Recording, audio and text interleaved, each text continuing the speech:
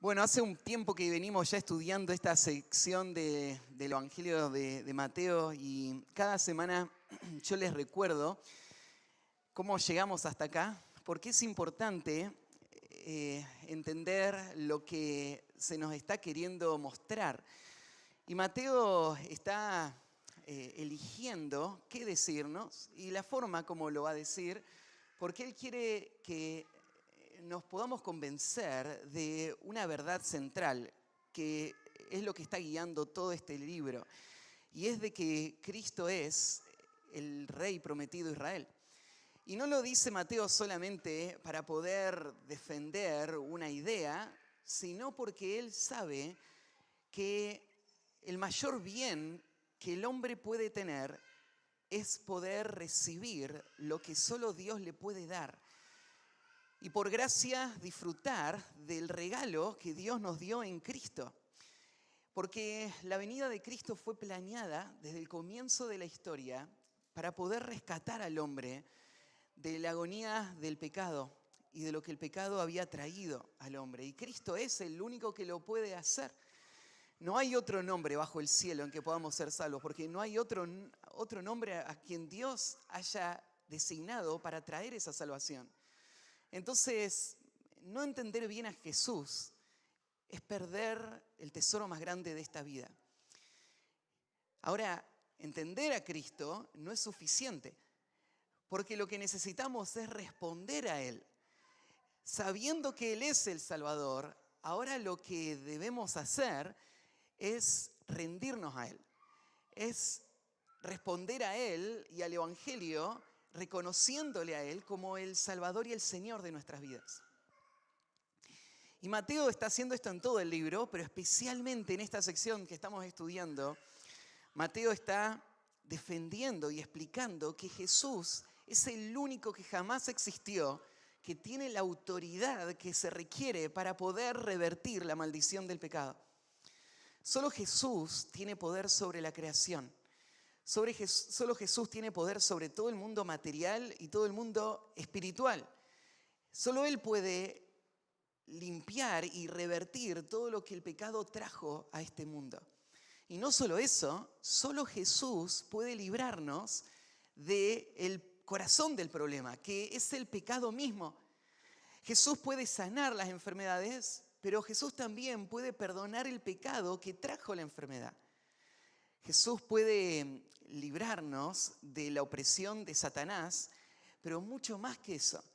Él puede transformar toda nuestra vida y satisfacer nuestra vida y darnos el poder para vivir una vida en victoria sobre el pecado, para que el poder de Satanás no tenga nada en nosotros, que no pueda destruir toda nuestra vida con el engaño y la mentira. Entonces, Mateo nos está demostrando esto con una serie de historias que él eligió. De todo lo que Jesús hizo y de los milagros que él hizo, Mateo eligió 9 y te la está contando no de forma cronológica, o sea, no te las cuenta en el orden que sucedieron, sino que él las acomodó más bien de una manera temática. Y él nos mostró, nos va a mostrar en 3 grupos de 3 milagros cómo Jesús tiene autoridad sobre todas las cosas. Pero después de cada uno de estos grupos, después que Mateo pasa por estos 3 milagros, él hace una pausa y nos cuenta algo que tiene que ver más bien con cómo debemos responder al Evangelio. Y cuando terminaron los primeros 3 milagros, ¿se acuerdan que hubo una pausa y Mateo nos contó una conversación que Jesús tuvo con 2 personas que querían seguirlo? Y en esa respuesta Jesús va a demostrar que seguirlo a Él va a implicar abandonar todo en esta vida y hacer de Cristo el centro de toda nuestra vida. Y entonces con esa historia Mateo nos explica que si vos reconoces que Jesús es el Rey, esto te va a costar todo. Esto va a cambiar todas las cosas de tu vida y va a ponerlo a Cristo como el centro de todo. Él va a tener la autoridad suprema sobre toda tu vida. Así que después de contar esa historia, volvió Mateo a las historias de los milagros de Jesús y de nuevo siguió mostrándonos la autoridad de Cristo. La última historia que vimos, de ahí seguimos nosotros por 3 más, y terminamos la semana pasada aprendiendo con la historia del paralítico que Jesús no solamente tiene poder para sanar, Él tiene poder aún mucho más allá de eso. Él tiene el poder para transformar el corazón, que es lo más difícil, que es la clave para la bendición eterna, es ser libre del pecado. Y en esa última historia, entonces, Mateo nos mostró la autoridad que Jesús tiene sobre el pecado. Y terminó ahora otro ciclo de 3, y hoy vamos a estudiar el segundo paréntesis. La segunda pausa que va a hacer Mateo para mostrarnos qué significa seguir a Cristo y qué va a implicar reconocerlo a Él como el Rey de nuestras vidas. Hoy el pasaje va a ser del versículo 9 al 13. Y lo que Mateo nos va a contar acá está relacionado con lo anterior de alguna manera. Porque en la última historia que vimos, la del paralítico, Mateo nos mostró que Jesús tiene autoridad para perdonar pecados. Ahora Mateo va a seguir hablando del pecado, pero va a mostrar algo aún más específico en cuanto a la intención de Cristo de limpiar el pecado. Porque una cosa es hablar de que Jesús puede limpiar pecados. Pero otra cosa es pensar en a quién le va a perdonar los pecados Jesús. ¿Qué requisitos habría? ¿Cuáles serían las virtudes que Cristo encontraría en un corazón para decirle a esa persona que Él va a ser perdonado y va a ser salvado? Así que Mateo nos va a hablar de este tema, no ya del pecado, sino puntualmente nos va a hablar de Jesús y los pecadores, para mostrarnos de a quién Cristo va a limpiar sus pecados. Esta historia va a ser su propia historia. Mateo nos va a contar de cómo Cristo le salvó a él. Y lo que va a pensar Mateo ahora, después de haber hablado del paralítico y ver que Jesús tiene poder para limpiar los pecados, es como si Mateo nos estaría diciendo esto: yo también soy uno de aquellos a quien Cristo salvó por gracia. Yo era como el paralítico. Yo estaba en una situación desesperante, sin ninguna solución. Y fue el poder de Cristo que me rescató de una condición imposible humanamente. Él me perdonó mis pecados y me salvó. Y Mateo nos va a contar la clase de pecador que él era para mostrar cómo es que Cristo salva a pecadores. Ahora, hay algo que tenés que entender del contexto. Antes de leer la historia y pensar en a quién le va a perdonar los pecados Jesús, tenés que entender algo del mundo en el que creció Mateo. En esa época había un sentido religioso en Israel que había distorsionado lo que Dios les había dicho y lo que Dios le había dado en cuanto a la vida espiritual. Y ya lo venimos estudiando hace bastante, pero déjeme contar algo en cuanto a esta actitud, en cuanto a los pecadores. Si vos le hubieses preguntado a un líder judío de esa época, ¿vos crees que Dios es capaz de perdonar pecados? Sin duda, ellos lo hubiesen aceptado. Claro que sí. Hubieses dicho, ¿vos creés que el mayor problema del hombre es el pecado? ¿Y que lo que más necesitamos es que Dios nos rescate del pecado? Sí, hubiesen dicho. Ninguna duda de eso. Ahora, acá es donde iba a estar el problema. Si vos le preguntabas a quién Dios va a perdonar sus pecados, entonces los líderes religiosos te hubiesen dicho, bueno, a aquellas personas que van a ser dignas de ese perdón, mostrando celo por tratar de obedecer la ley. Y para ellos, Dios va a mostrar condescendencia, misericordia, y a ellos Dios le va a perdonar, y ellos van a alcanzar el favor de Dios, y la salvación y el reino. Entonces, estos líderes creían ellos ser los que Dios estaba dando este favor. Ellos se creían los conocedores de la ley, y no solamente los que conocían la ley, sino que a través de conocer la ley, los que obedecían la ley. Y por eso ellos veían que Dios les iba a perdonar por sus pecados, porque ellos se estaban esforzando por cumplir la ley. Pero por el otro lado, ellos cuando miraban ahí afuera, veían a los pecadores. Y ellos pensaban, Dios no va a perdonar a esa gente. No lo va a hacer porque mirá cómo viven, mirá las cosas que hacen. Y aún algunos de ellos pensaban que hay muchos pecados que son tan graves, tan horribles, que esa gente ya estaba fuera del alcance de la misericordia de Dios. Que esa gente nunca se iba a arrepentir, que iban a seguir pecadores hasta el final y que no había más solución para ellos. Su pecado ya no tenía perdón. Ellos eran los ignorantes, los pecadores, los rebeldes, los que iban a ir al juicio de Dios. Papi, hay gente ahí afuera, podés mirar. Entonces los fariseos, aún este término, ustedes saben, la palabra fariseo tiene que ver con separación. En la mente de los fariseos, ellos eran los santos que estaban buscando agradar a Dios y veían que lo que Dios les pedía era que se separaran de los pecadores, de los que estaban yendo a la condenación y que ya no había esperanza para ellos por su pecado. Entonces, en este contexto es que Mateo ahora aparece con una historia de cómo Cristo fue a buscar al más vil pecador de ese pueblo. Y no solamente Cristo es capaz de perdonar pecados, sino que Él va a perdonarle los pecados a las personas más pecadoras que hay. Aún Mateo va a terminar esta historia diciéndonos que no solamente Cristo puede perdonar al más pecador, sino que Cristo no va a dar ningún beneficio espiritual a los que no son pecadores.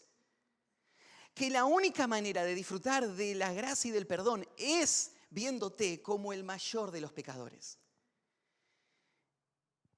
Entonces, Jesús va a romper con estos prejuicios de los maestros de Israel de ese momento, con esta historia en donde Él va a afirmar uno de los grandes principios del Evangelio.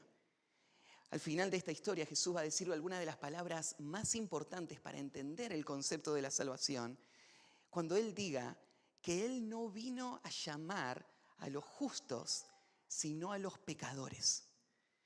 Él vino a salvar pecadores. Esto es lo que distingue al cristianismo verdadero de todas las falsas religiones del mundo. Todas las falsas religiones tienen un concepto de pecado y algo que va a marcar cómo Dios va a ayudarles con el pecado. Pero lo que hace distinto a la fe cristiana es que tiene este mensaje: Dios salva a los pecadores, no a los justos, no a los religiosos que cumplen con las expectativas, sino a lo más vil y miserable. A ellos Dios les perdona. Entonces esta historia es muy, muy importante para la teología cristiana. Vamos a leerla y después vamos a estudiar estos principios. Comenzando el versículo 9. Pasando Jesús de allí, vio a un hombre llamado Mateo, que estaba sentado al banco de los tributos públicos, y le dijo: sígueme. Y se levantó y le siguió. Y aconteció que, estando él sentado a la mesa en la casa, he aquí que muchos publicanos y pecadores que habían venido se sentaron juntamente a la mesa con Jesús y sus discípulos. Cuando vieron esto los fariseos, dijeron a los discípulos: ¿por qué come vuestro maestro con los publicanos y pecadores? Al oír esto, Jesús les dijo: los sanos no tienen necesidad de médico, sino los enfermos. Id pues y aprended lo que significa: misericordia quiero y no sacrificio, porque no he venido a llamar a justos, sino a pecadores al arrepentimiento. El título del mensaje de hoy es Jesús llama a pecadores. Jesús llama a pecadores. Podemos dividir la historia en 3 conceptos que nos van a mostrar la actitud de Jesús hacia los pecadores, pero a la vez nos van a confrontar con la actitud que nosotros tenemos hacia los pecadores y cómo debemos imitar a Cristo. Así que toma cada uno de estos puntos como una referencia a Cristo, pero a la vez como un modelo de cómo debe ser la actitud del pueblo de Dios hacia los pecadores. Porque tal vez lo mismo que pasaba con los fariseos en tiempos de Jesús puede estar pasando en nuestros corazones hoy al pensar en pecadores, no con misericordia y amor, sino con un sentido de justicia propia y rechazo. Así que, en primer lugar, Jesús llama a los pecadores demandando una decisión radical. Jesús llama a los pecadores demandando una decisión radical. En el versículo 9 hay una transición, ¿no?, de la historia anterior. Ustedes recuerdan, Jesús estaba en Capernaum y ahí es donde había sucedido el hecho de el paralítico que bajaron al frente de Cristo. No tenemos que suponer que esto ahora pasó al día siguiente o inmediatamente, no lo sabemos, pero Mateo nos ubica en la misma situación cuando dice pasando Jesús de allí. Ese allí hace referencia al contexto anterior. O sea, tenemos que pensar que Jesús estaba en Capernaum y por lo que se dice en esa expresión, tal vez Jesús está ahora de salida de Capernaum o a las afueras de Capernaum. En Marcos y Lucas se nos cuenta la misma historia y de nuevo hay algunos detalles que no están en Mateo. Entonces les voy a ir citando algunas cosas más que aparecen en los otros evangelios. Por ejemplo, en Marcos se nos dice que después volvió a salir al mar y toda la gente venía a él y les enseñaba. Entonces, esta expresión de que pasó Jesús de allí, podemos imaginarla de esta manera. Jesús hizo de Capernaum su centro de ministerio, pero a veces él salía del pueblo y predicaba en la orilla del mar. Y ahí es donde Jesús va a tener el encuentro con Mateo, que se va a relatar. Y se nos dice en el versículo que vio a un hombre llamado Mateo que estaba sentado al banco de los tributos públicos. Ahora, Mateo nos va a contar el evento más importante de toda su vida. Pero te llama la atención la manera como él lo relata. Él habla de un cierto hombre a quien Jesús vio. La razón por la que Mateo te va a contar su historia no es para sobresalir como un héroe dentro de la vida de Jesús. Él va a ser de Jesús el héroe de esta historia. Así que no te distraigas, aunque Mateo es el autor, Jesús es el centro de atención. Y Mateo solo cuenta su historia porque su historia refleja este principio de cómo Jesús salva a los pecadores más empedernidos, que están en el fondo, más bajo. Y solo por eso él va a contar estos detalles. Él no está queriendo sobresalir en lo absoluto. Más bien él usa estas clases de expresiones. Él salió y vio a un hombre. A uno más. No vio a el hombre, vio a un hombre. Podría haber sido cualquier hombre. Jesús no vio quién era este hombre, la edad que tenía este hombre, la condición social que tenía este hombre, la clase de pecador que era este hombre. Jesús no vio nada de todo eso. Él vio a un hombre que estaba ahí, pero lo que vio atrás de lo que había en apariencia, él vio el corazón de este hombre. Y él vio un hombre necesitado de gracia. Y por eso es que va a empezar esta conversación. Este hombre de quien habla el versículo dice que estaba sentado al banco de los tributos públicos. Hace falta un poquito de historia para entender quién es Mateo y qué implica esto que estaba sentado en el banco de los tributos públicos. Recuerdan que para este momento Israel era una provincia romana. Eso significa que Roma había conquistado este pueblo y había puesto a un gobernador que cuidaba que haya orden y sobre todas las cosas se ocupaba de recaudar impuestos que ahora esta provincia tenía que pagar a Roma, simplemente por haber sido conquistados. Así que Roma tenía su ejército ahí para asegurarse de que nadie se salga de la línea. Había reglas, les permitían libertad para que hagan lo que quieran, siempre y cuando cumplan con las reglas, mantengan en orden y paguen los impuestos. Los que cobraban los impuestos en algunos sectores eran, como podríamos pensarlo, empresas o compañías que lograban tener de parte de Roma este derecho y ellos reclutaban a gente que hacía este trabajo y entonces sacaban una gran ventaja económica y cumplían con Roma. En Judea era más bien una situación de individuos. Tal vez no había una red tan grande de gente, pero más bien eran individuos que habían logrado que Roma los ponga como alguien del lugar que iba a cobrar los impuestos para llevárselos a Roma. Había varios impuestos que se pagaban y podríamos dividirlos en dos grupos de impuestos y dos clases de recaudadores de impuestos. Esto es importante para entender quién es Mateo. Por un lado, estaban los impuestos que tenían que ver con las propiedades personales o los impuestos de individuos.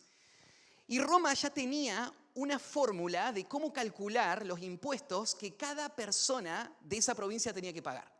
Todos los hombres mayores de 14 años hasta 65 años tenían que pagar un impuesto personal y un impuesto por sus bienes. Y lo pagaban anualmente. Y había gente que recaudaba eso, había un porcentaje que ellos tenían que pagar.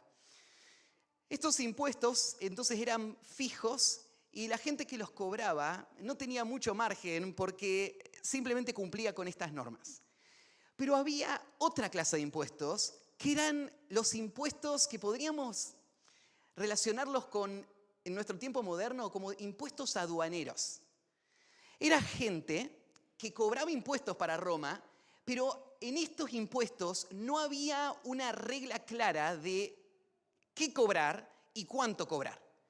Lo que se cobraba era por todo lo que te imaginas. Entonces, por ejemplo, llegaba un bote al pueblo de Capernaum y se le cobraba por haber estacionado el bote ahí. Bajaba en mercadería y se le cobraba por la mercadería que tenía ahí. Venía una persona caminando por el camino y dice, este camino es de Roma, hay que pagar impuestos por haber usado este camino. Viniste caminando con un caballo o con dos. Viniste con 2 caballos, entonces tenés que pagar más impuestos porque hay más animales involucrados. La carreta que tenés tiene un eje o tiene 2 ejes. Pagás por cada eje, por cada mercadería que vos usás. Y no había un orden estipulado para eso, así que el cobrador de impuestos era el que decidía por qué te cobraba el impuesto y cuánto te cobraba por cada impuesto. Y esta persona tenía el respaldo de Roma, o sea, no pagar ese impuesto te volvía un enemigo de Roma y no había a quién denunciarlo porque él no le rendía cuenta a nadie. Nadie te iba a proteger por lo que vos hacías. Entonces esto era una situación totalmente injusta. Esta persona, por ejemplo, a uno no le cobraba nada y al otro le cobraba lo que quería. Simplemente porque no le caía bien, por ejemplo. Y encima le cobraba lo que quería al que quería y eso le hacía a él cada vez más rico y a vos cada vez más pobre y oprimido. No solo que te cobraban por respirar y por cualquier cosa, sino que también era sumamente engorroso tener que lidiar con esta gente que te estorbaba todo. Entonces vos venías con tu mercadería para traer y él te decía, bueno, a ver, hay que revisar todo, ¿no? Así que agarrá todos tus sacos de trigo y tiralos ahí en el piso. Quiero ver cuánto trigo traes y si no tenés nada más ahí adentro. Así que vos tirabas todo tu trigo ahí, se perdía tu mercadería y a él no le importaba nada. A él lo que le importaba era sacarte a vos dinero. Era una situación totalmente corrupta que generaba un odio tremendo para toda la gente que estaba sufriendo con estas personas. Esa era la persona que estamos estudiando acá. Mateo no era de la primera clase, Mateo era de esta segunda clase. Entonces, lo que se nos está contando en la historia es que Mateo sacó su mesita y la puso al lado del mar, donde se había juntado toda esta multitud alrededor de Jesús a escuchar sus enseñanzas. Lo que él va a hacer ahí con su mesita es prestar atención a cualquier movimiento y aprovechar cualquier oportunidad para cobrarle a la gente por cualquier cosa que se le ocurra. Estaba sentado en la mesa de los tributos. Es más, te dice, no solo él era un cobrador de impuestos, en ese momento estaba en esa situación. En la mente de un judío no había nada más vil que un cobrador de impuestos de esta categoría. Era tanto el rechazo que sentía Israel para con ellos que, por ejemplo, no se les permitía a ellos participar de la vida religiosa. No podían ir a las sinagogas, no podían entrar en los templos. Los rabinos no querían tener nada que ver con ellos. No se les confiaba en lo absoluto. Si había un problema legal, por ejemplo, y había un testigo que tenía que salir, no lo dejaban ser testigo porque a él no le creemos nada. Era el enemigo público número 1. Totalmente despreciado por todos y visto, ¿no es cierto?, como el pecador más aberrante. Porque él está traicionando a su propio pueblo, poniéndose del lado de los romanos y usando de robo, extorsión, manipulación para enriquecerse él mismo de una forma ilegítima. Y eso estaba rodeado de muchísimo pecado más, porque la gente que se unía a él no era de la mejor clase, ¿no? Entonces sus fiestas, sus actividades, todo lo que le rodeaba era de lo más bajo que había. Y Mateo está ahí sentado en la mesa de los tributos.